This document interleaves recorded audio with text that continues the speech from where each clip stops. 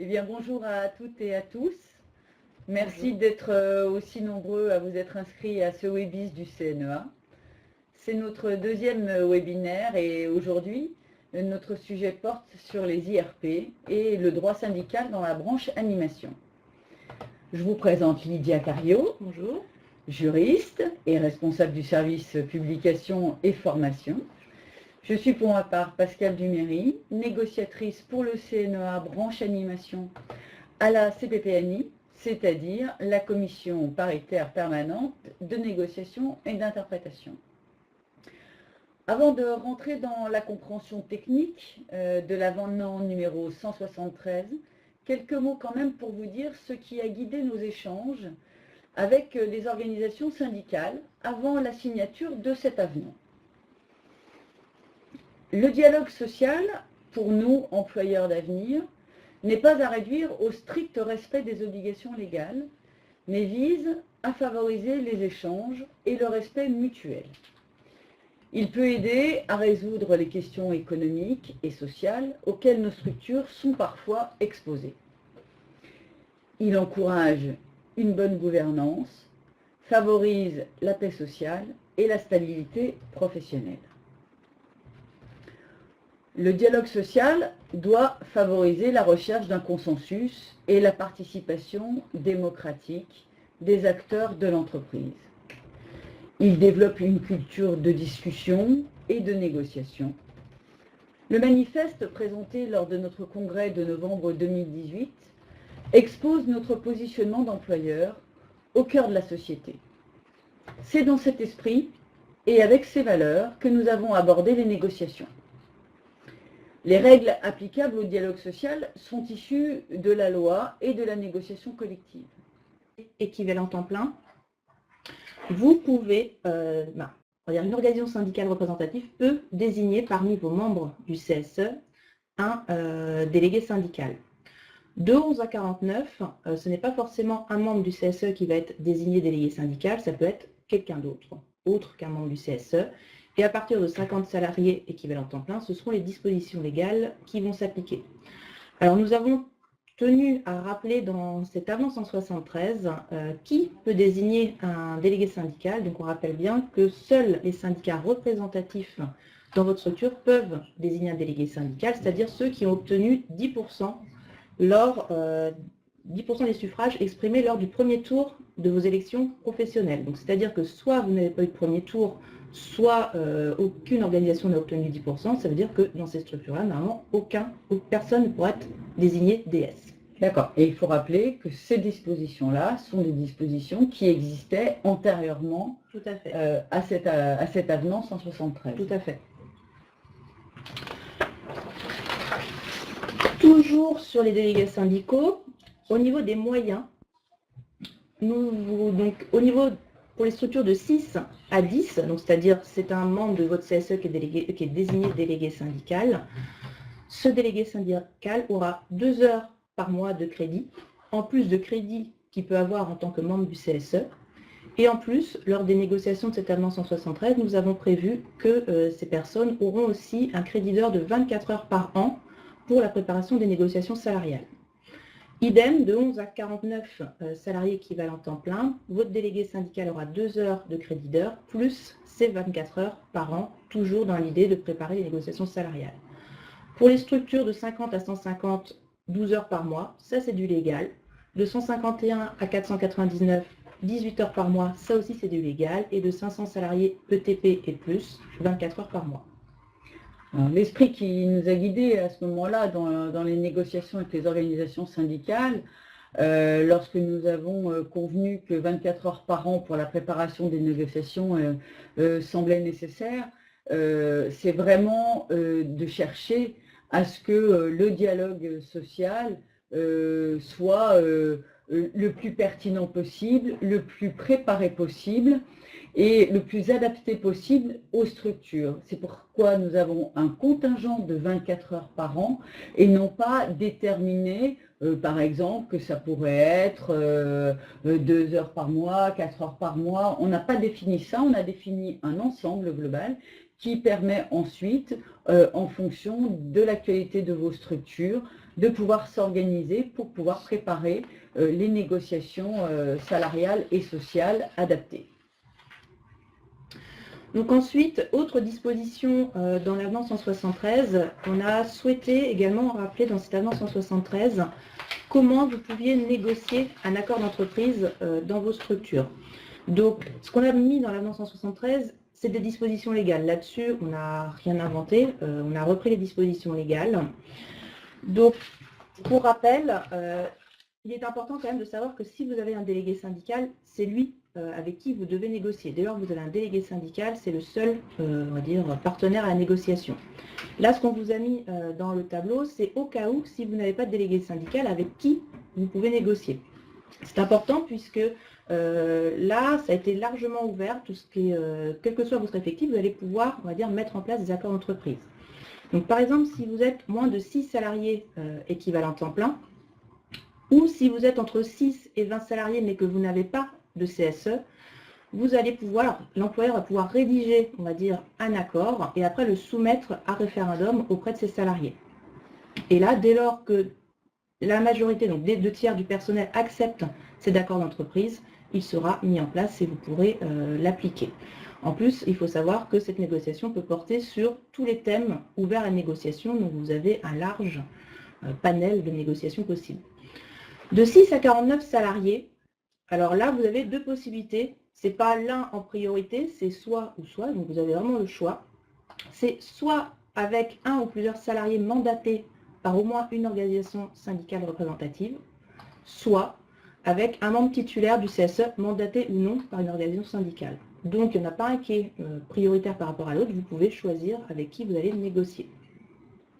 Il faut savoir que si vous négociez avec un salarié mandaté par au moins une organisation syndicale représentative, il faudra que cet accord soit approuvé par la majorité des salariés, si les salariés mandatés ne sont pas membres du CSE. Et par contre, si vous négociez avec un membre titulaire du CSE, mais mandaté ou non, il faudra que cette signature, cet accord soit signé par les membres du CSE représentant la majorité des suffrages exprimés lors des dernières élections professionnelles. Que ce soit l'un ou l'autre, là aussi, vous pourrez négocier sur n'importe quel thème ouvert à la négociation d'entreprise. Pour les structures de plus de 50, toujours en ayant à l'esprit, c'est si vous n'avez pas de délégué syndical, par principe, là, c'est pas soit ou soit, c'est vraiment à défaut, vous pourrez envisager une négociation avec d'autres, mais par principe, en premier, ce sera avec un membre titulaire du CSE expressément mandaté par une organisation syndicale représentative. Si vous arrivez à négocier un accord, celui-ci devra en plus être approuvé par les salariés à la majorité des suffrages exprimés. Et là aussi, large possibilité de négociation puisque tous les thèmes ouverts à négociation pourront être dans cet accord d'entreprise. Si vous n'avez pas de membre titulaire du CSE mandaté, vous pourrez à défaut négocier avec des membres élus du CSE, donc non mandatés. Mais là, attention, vous ne pourrez pas négocier sur tout ce que vous voulez, vous pourrez négocier uniquement sur les dispositions, les thématiques où un accord d'entreprise est obligatoire.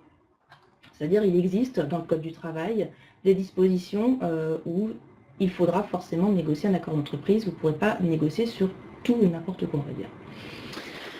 À défaut, toujours pareil, à défaut, un ou des salariés mandatés par au moins une organisation syndicale représentative. Donc ce ne sera pas forcément un membre du CSE, ça pourra être un autre salarié, mais qui devra être mandaté par une organisation syndicale représentative. Et là aussi, l'accord devra être approuvé par les salariés à la majorité des suffrages exprimés. Et là, à nouveau, vous pourrez renégocier sur tous les thèmes ouverts à la négociation.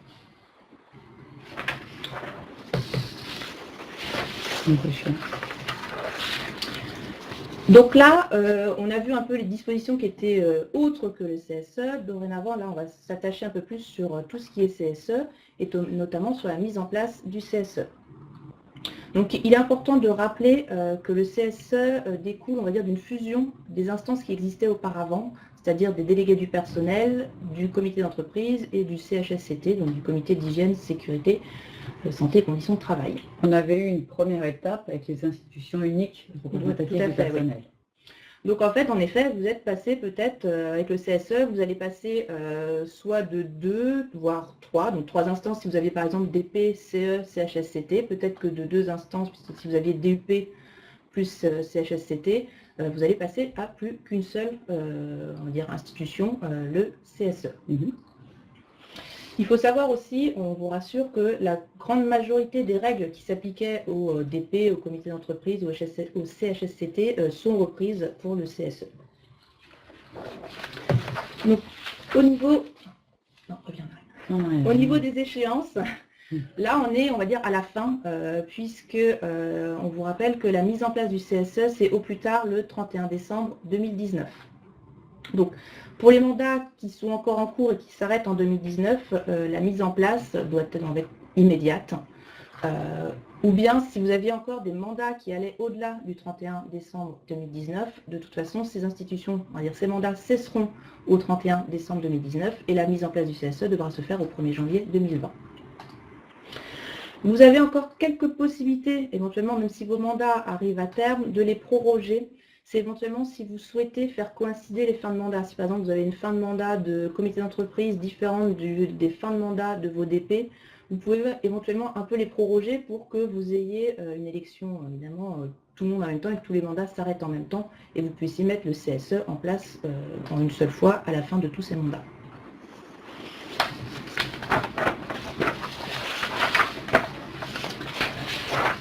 Au niveau des seuils de mise en place du CSE, c'est ici notamment que cet avenant 173 apporte, alors on ne va même pas dire des modifications, puisque comme Pascal, tu pourras le rappeler, c'est des choses qui existaient. Donc en effet, le seuil d'effectif pour la mise en place du CSE est de 6 salariés équivalents temps plein. Dans la loi, c'est 11. Nous, on a mis 6 salariés équivalents temps plein. Alors, on a été toujours sur ce registre-là au sein de la branche animation. D'une part parce que nos entreprises sont souvent des petites entreprises avec peu d'effectifs, mais aussi des entreprises dans lesquelles les salariés peuvent être à temps partiel, donc nombreux, mais à temps partiel ou très partiel, et pour pouvoir organiser un dialogue social et une représentation des salariés. Les 6 salariés en équivalent temps plein correspondaient à quelque chose qui soit satisfaisant dans la branche animation. Autre particularité aussi, au niveau des effectifs, en effet, la loi, dans le cadre du CSE, a modifié les règles.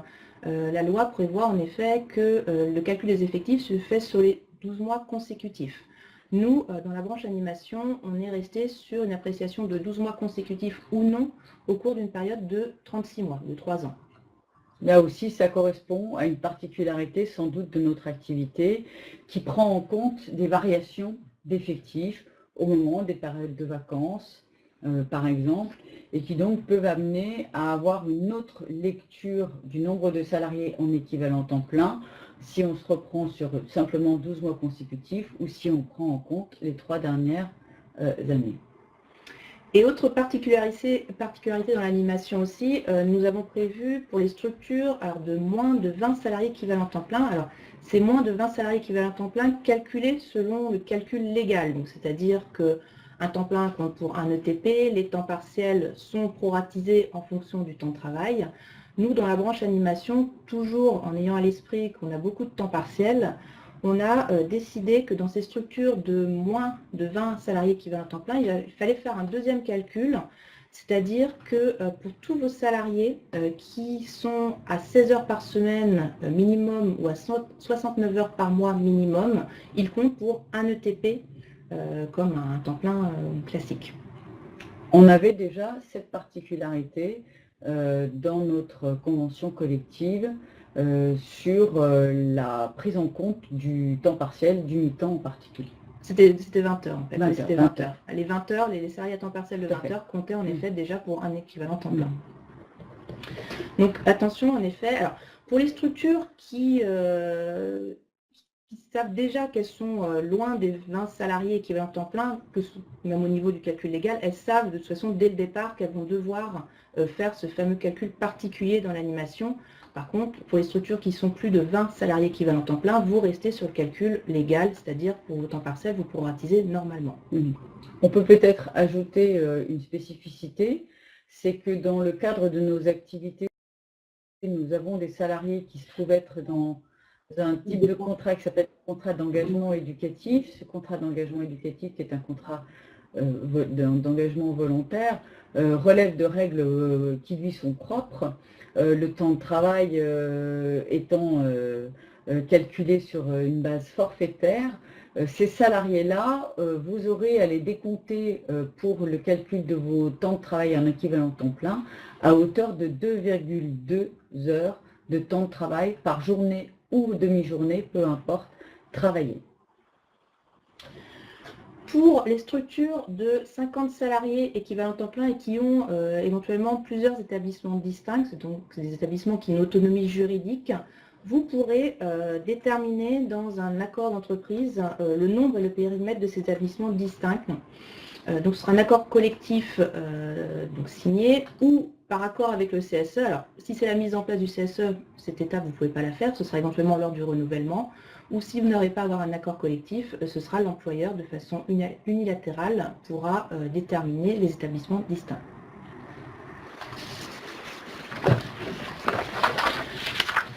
Alors, au niveau du processus électoral, il n'y a rien de particulier dans l'animation, mais on a jugé qu'il était intéressant d'indiquer les nouveautés. Alors, il n'y en a pas beaucoup, hein, mais quelques nouveautés suite à la mise en place des ordonnances Macron.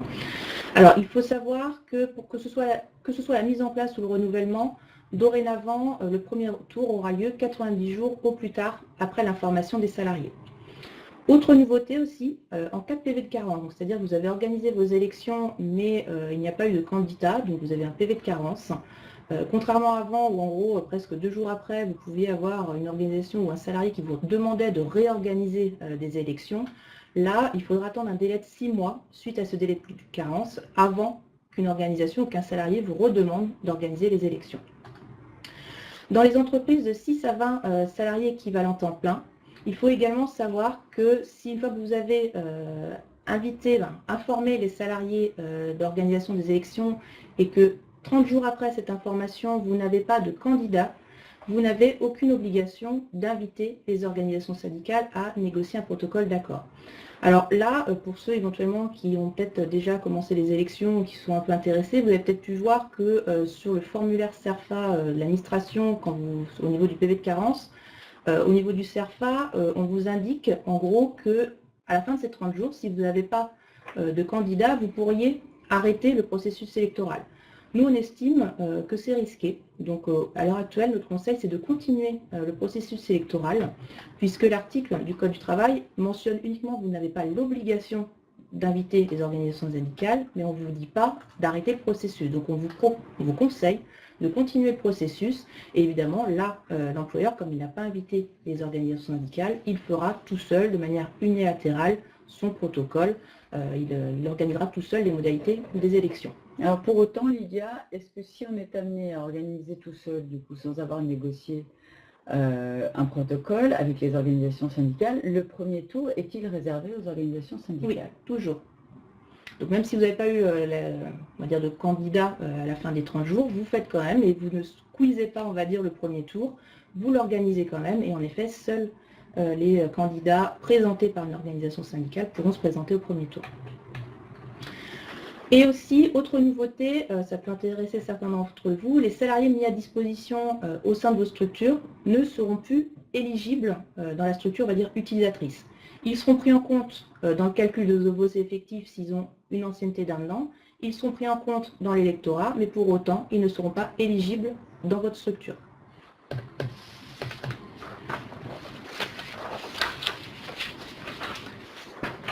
Alors, au niveau de la proposition, durée des mandats, crédit d'heures, il faut savoir, donc, comme on a baissé le seuil, donc de 6 à 10 salariés équivalents temps plein, il y aura un titulaire, un suppléant. Il faut savoir qu'auparavant, il y avait un titulaire. Là, on a également prévu le suppléant. Et le titulaire aura 2 heures par mois de crédit, ainsi qu'un crédit annuel de 24 heures. À partir de 11 salariés équivalents temps plein, on applique les dispositions légales, que ce soit au niveau du nombre de membres ou que ce soit au niveau du crédit d'heure. Là aussi, hein, on retrouve l'esprit dans lequel nous étions, de faciliter le dialogue social, de le rendre réalisable, pertinent, de favoriser les échanges et le fait d'avoir un titulaire et un suppléant. D'une part, ça permet de pallier à l'absence, mais ça permet aussi aux représentants du personnel d'avoir un échange constructif en face du représentant de l'employeur. Ce qui est important aussi pour les structures de 11 ETP voire plus, ce qui est intéressant de savoir, c'est surtout pour les plus grosses structures, c'est vous pouvez par accord d'entreprise modifier le nombre de titulaires. Ce n'est pas quelque chose d'ordre absolu, c'est pas une règle d'ordre absolu. Vous pouvez tout à fait par accord d'entreprise modifier le nombre de titulaires dans ce CSE. Par contre, ce que vous ne pouvez pas modifier, c'est le global d'heures de crédit d'heure. Je prends un exemple, dans une structure qui compte entre 50 et 74 ETP, vous êtes censé élire 4 membres du CSE avec 18 heures chacun, donc ce qui fait un total de 72 heures. Vous pourriez, par accord d'entreprise, baisser ce nombre de membres titulaires à 3. Par contre, vous ne pouvez pas baisser les 72 heures. Vous ne pouvez pas dire mes 3 membres ont 18 heures chacun. Non, vos 3 membres auront 24 heures chacun. Comme ça, on arrive au global de 72 heures par mois.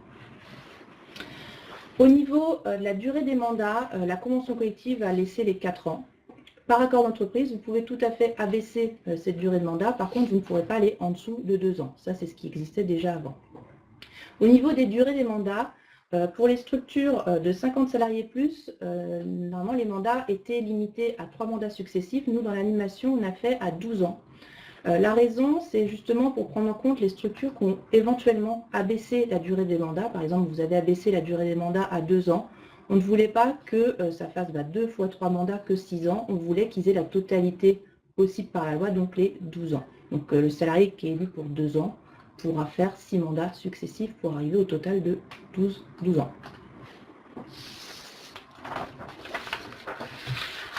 Alors, on va s'attacher plus au CSE, donc dans les entreprises de moins de 50 salariés, on va dire que c'est un petit modèle CSE, puisque dans ces structures-là, en fait, ce qu'il faut avoir à l'esprit, c'est que de toute façon, dans ces structures de moins de 50, donc c'est-à-dire entre 6 et 49, votre CSE va avoir le rôle qui était donné aux délégués du personnel. Donc, en fait, votre CSE reprend les prérogatives des délégués du personnel. Donc, leur rôle sera tout ce qui est présentation des réclamations individuelles et ou collectives, sur tout ce qui est salaire, mais également sur tout ce qui est application de la convention collective ou du code du travail. Ils vont aussi contribuer à la promotion de la santé, de la sécurité et des conditions de travail. Ils peuvent réaliser des enquêtes en matière d'accident du travail. Ils peuvent saisir l'inspecteur du travail et ils peuvent également être consultés en cas de licenciement économique collectif, de reclassement pour inaptitude ou éventuellement sur les congés payés. Donc là, il n'y a pas de nouveauté, c'est vraiment la reprise des prérogatives des DP, ce qui existait avant les ordonnances Macron. Au niveau des moyens pour ces structures de moins de 50, ils auront une réunion mensuelle, ça aussi, ce n'est pas une nouveauté. Avant aussi, il y avait la réunion mensuelle, donc il y aura une réunion mensuelle, plus s'il y a besoin en cas d'urgence. Et normalement, alors dans la loi, normalement, seul le titulaire sera invité et pourra être présent, on va dire, à la réunion. Toutefois, aussi particularité dans l'animation, il faut savoir que dans les structures de moins de 25 ETP, il faudra que le titulaire comme le suppléant soient invités et le suppléant pourra être présent à la réunion, contrairement à ce que prévoit la loi. Voilà. Là aussi, on est dans la même logique de favoriser le dialogue, les échanges, de pouvoir faire remonter le plus d'informations possible à l'entreprise, à l'employeur, et voilà, d'organiser les choses dans un échange, on va dire, contradictoire, tout à fait pertinent. Alors, juste un petit conseil, même si en effet dans les structures où le suppléant n'est pas présent à la réunion, on vous conseille quand même de l'inviter et de lui communiquer l'ordre du jour.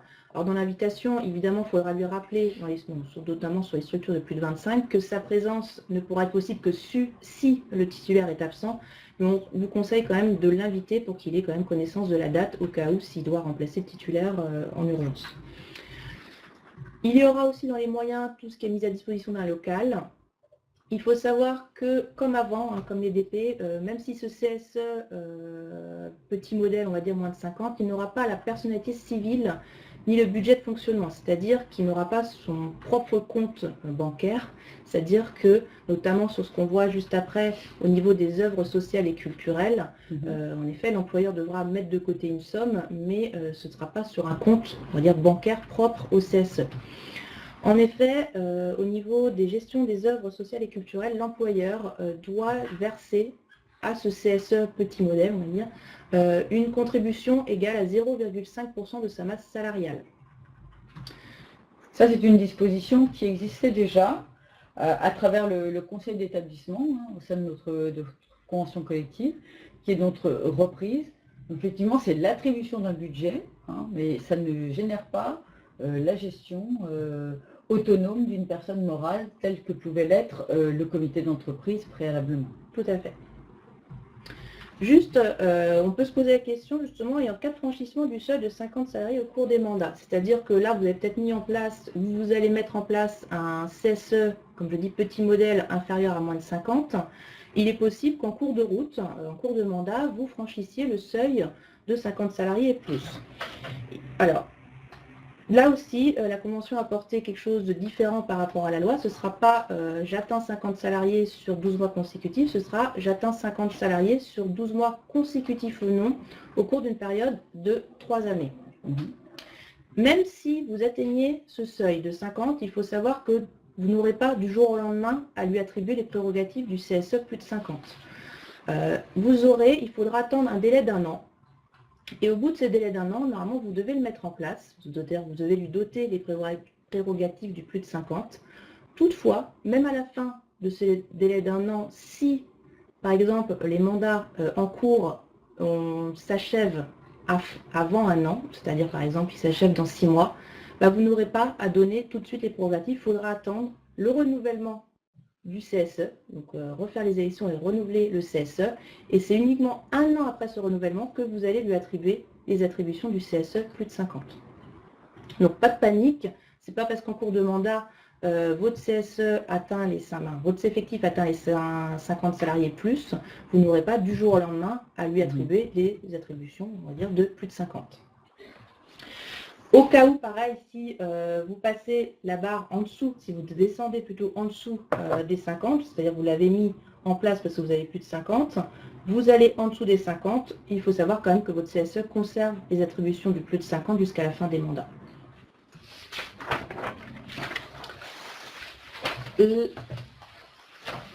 Là, on va passer au CSE, on va dire plus de 50, donc c'est-à-dire le CSE grand modèle. Donc là, les missions du CSE dans les entreprises de 50 salariés plus, en fait, il va reprendre donc évidemment les attributions qui étaient allouées avant au délégué du personnel, c'est-à-dire les attributions qu'on vient juste de voir pour les structures de moins de 50, mais il va également avoir les attributions qui étaient données avant la réforme au comité d'entreprise. Il va également avoir les prérogatives qui étaient données au CHSCT. Donc dans le champ de la santé, la sécurité et les conditions de travail, il va, comme ce que faisait le CHSCT, procéder à l'analyse des risques professionnels, contribuer à faciliter l'accès des femmes à tous les emplois, et peut susciter toute initiative en matière de prévention du harcèlement moral, sexuel et des agissements sexistes.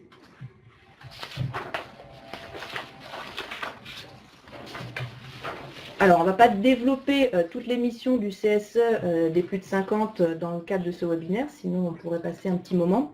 Là, on va juste vous rappeler les grandes règles, c'est-à-dire que le CSE dans les plus de 50, comme avant, il y a les 3 grandes consultations récurrentes. Donc, normalement, vous pouvez organiser la périodicité de ces consultations. Si vous n'avez pas d'accord d'entreprise qui prévoit cette périodicité, à défaut, elle sera annuelle. Donc, ces consultations récurrentes seront sur tout ce qui est orientation stratégique de l'entreprise, sa situation économique et financière, sa politique sociale, les conditions de travail et l'emploi. Donc ça, c'est les grandes consultations récurrentes. Après, il peut y avoir des consultations ponctuelles au besoin, on va dire, donc qui peuvent être organisées dans le cadre d'un accord d'entreprise. Donc, le contenu, la périodicité et les délais pour rendre l'avis, tout ça par accord d'entreprise, justement, profitez-en pour négocier ce qui est le plus adéquat dans vos structures.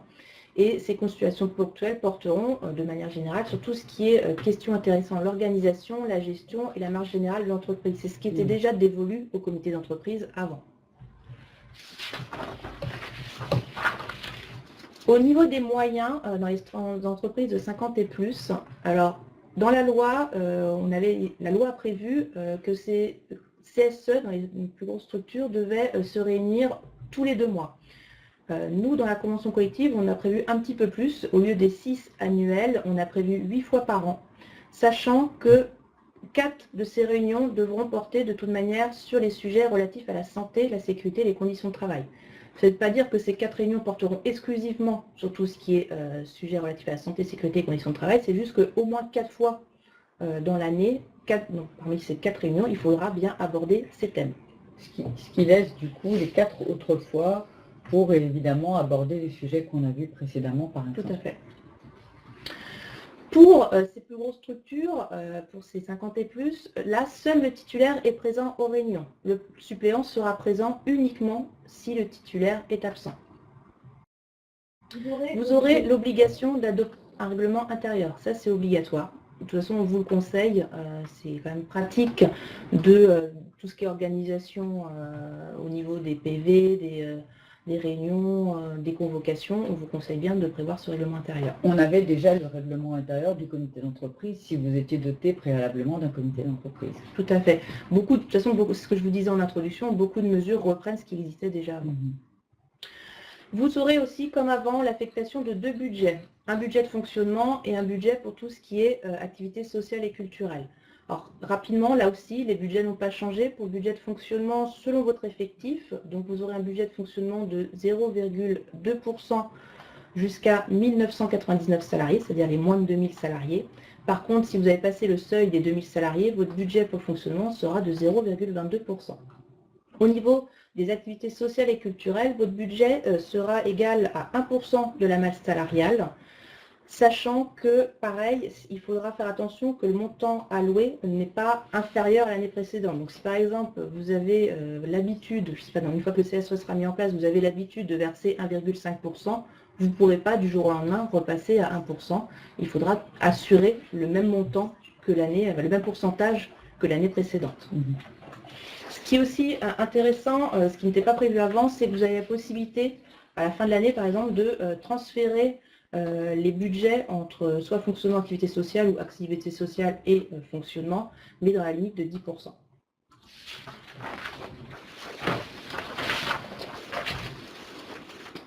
Ce qui est également important au niveau de la loi 173, c'est qu'au niveau de la commission santé, sécurité et conditions de travail, la loi prévoit que cette commission santé est obligatoirement mise en place dans les structures de 300 et plus. Nous, dans la convention collective, on a abaissé le seuil à 50 salariés équivalents temps plein. C'est-à-dire que vous avez l'obligation, dès lors que vous avez 50 salariés équivalents temps plein, de mettre en place cette commission santé. Alors, ça vient servir, cette option-là aussi que nous avons prise dans les négociations, cette orientation, ça vient servir vraiment la problématique des quel est notre positionnement par rapport aux conditions de travail, à la qualité de vie au travail, à la prévention des risques, à la prise en compte d'un certain nombre d'éléments liés à nos activités professionnelles et qui peuvent exposer nos salariés. Donc on a souhaité avancer sur ce sujet-là en indiquant que la commission santé et sécurité au travail était nécessaire dans les entreprises d'au moins 50 salariés. Ça vient aussi s'associer à une démarche qu'engage le CNEA avec un partenaire qui s'appelle Didactim, Didactem, Lydia, qui est un partenaire qui va nous aider dans la conduite d'un projet sur les questions de conditions de travail et de prévention. Et ce partenaire va nous aider à identifier les sujets liés à la prévention des risques dans nos associations, dans nos entreprises, et à nous doter tous de la possibilité de disposer d'un outil de document unique de prévention des risques qui sera un outil dématérialisé et totalement adapté à notre branche professionnelle. Voilà, c'est un projet qui démarre là dans les semaines qui viennent et pour lequel nous vous tiendrons au courant de l'avancée.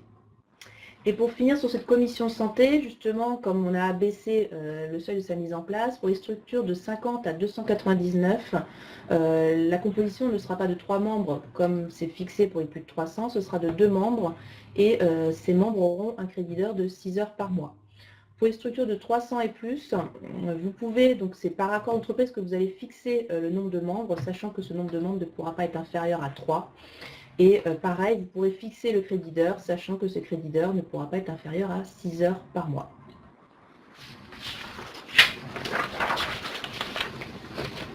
Donc, juste, comme on disait, on n'a pas vocation à tout voir sur le CSE au cours de ce webinaire. On vous informe qu'il va y avoir des formations organisées par le CNEA au printemps 2019. Donc, vous pouvez voir les dates. Le 13 mai 2019 à Paris, le 22 mai 2019 à Lyon, le 6 juin 2019 à Toulouse et le 17 juin 2019 à Nantes. Vous serez informé après, si vous êtes intéressé, des formalités pour pouvoir vous inscrire à ces formations. On vous indique aussi, pour compléter ce webinaire, qu'une foire aux questions, un FAQ, est en cours de rédaction qui sera éventuellement alimentée par les questions qu'on aura pu recevoir dans le cadre de ce webinaire. De même, n'oubliez pas qu'on a un kit des élections qui là est mis à jour et qui va être envoyé aux adhérents, qui peut être un outil aussi pour vous aider lors de la mise en place de ce CSE. Donc là, normalement, nous on a fini notre présentation. On va normalement passer aux échanges, à la partie questions. Voilà, on espère en tout cas déjà dans cette présentation avoir déjà levé un certain nombre d'interrogations. On attend que les questions nous arrivent et qu'elles nous soient présentées de façon à ce qu'on puisse le plus rapidement possible vous répondre. Donc une personne a posé la question notamment si les mandats de délégués du personnel comptent dans la règle comme quoi, comme je vous disais tout à l'heure, ils sont limités à 3 mandats successifs. Non, les mandats de DP ou même les mandats de membres du comité d'entreprise ne comptent pas dans cette règle de mandat successif, c'est-à-dire que là on repart à 0.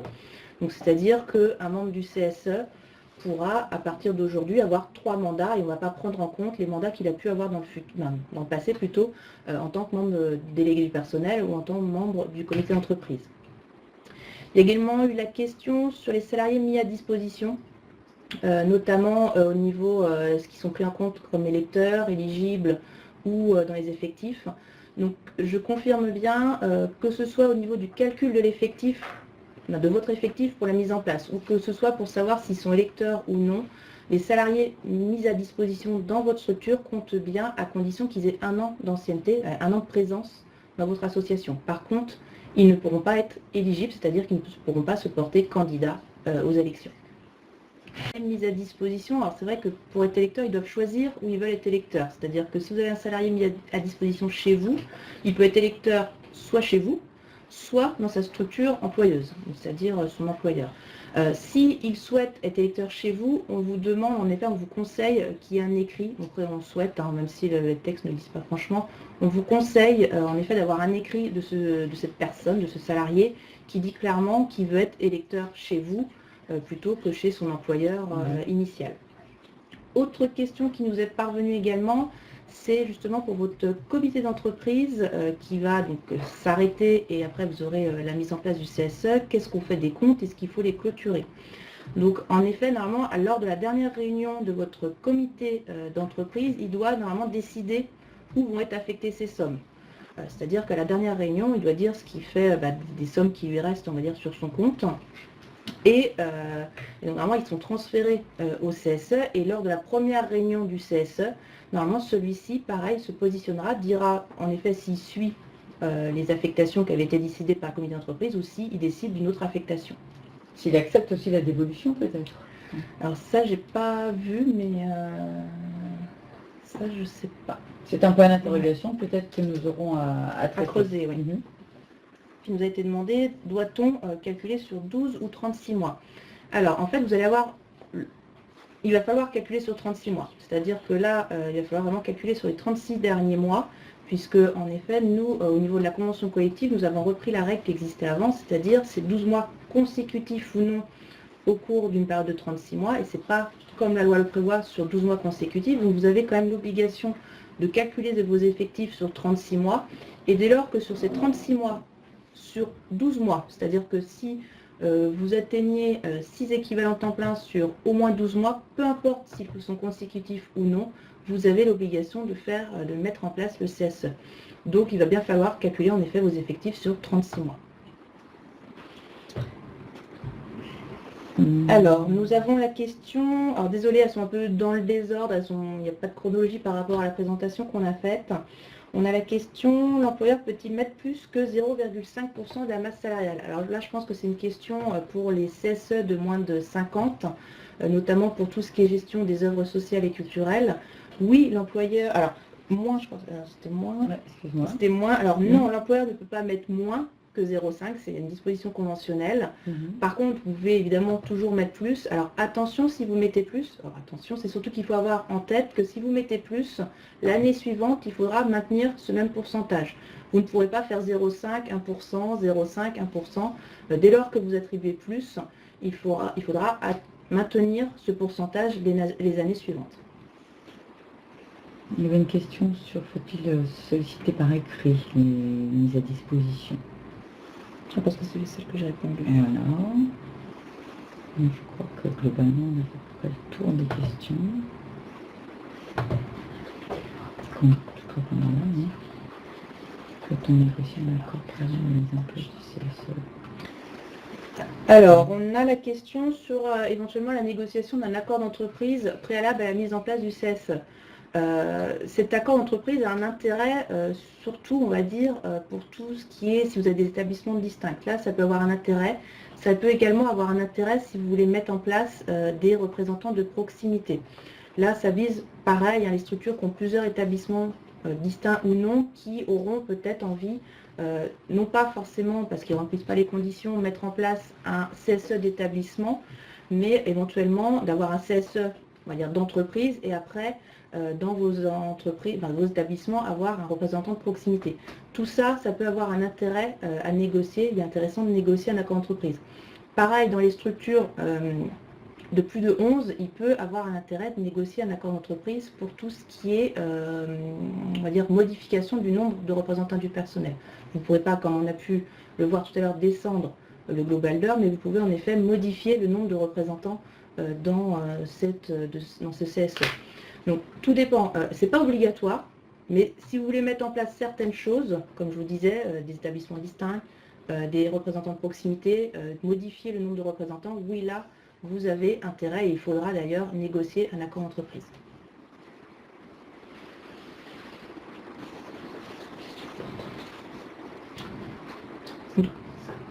En principe, on n'a pas d'autres questions qui nous arrivent, sachant que si on a mal fait le tri ou s'il y en a d'autres qu'on n'a pas vues ou parce qu'on a eu des bugs techniques, on les reprendra et on vous dans la foire aux questions. Ou après, si c'est des questions un peu plus particulières à votre situation, à votre entreprise, on vous apportera la réponse, on va dire, individuellement. Voilà, bien sûr, les services juridiques restent toujours disponibles pour répondre à toute interrogation qui vous soit spécifique. Et on vous remercie d'avoir été nombreux. Merci à vous. Peut-être à l'occasion d'un prochain webinaire. Merci Lydia. Merci. Au revoir. Au revoir.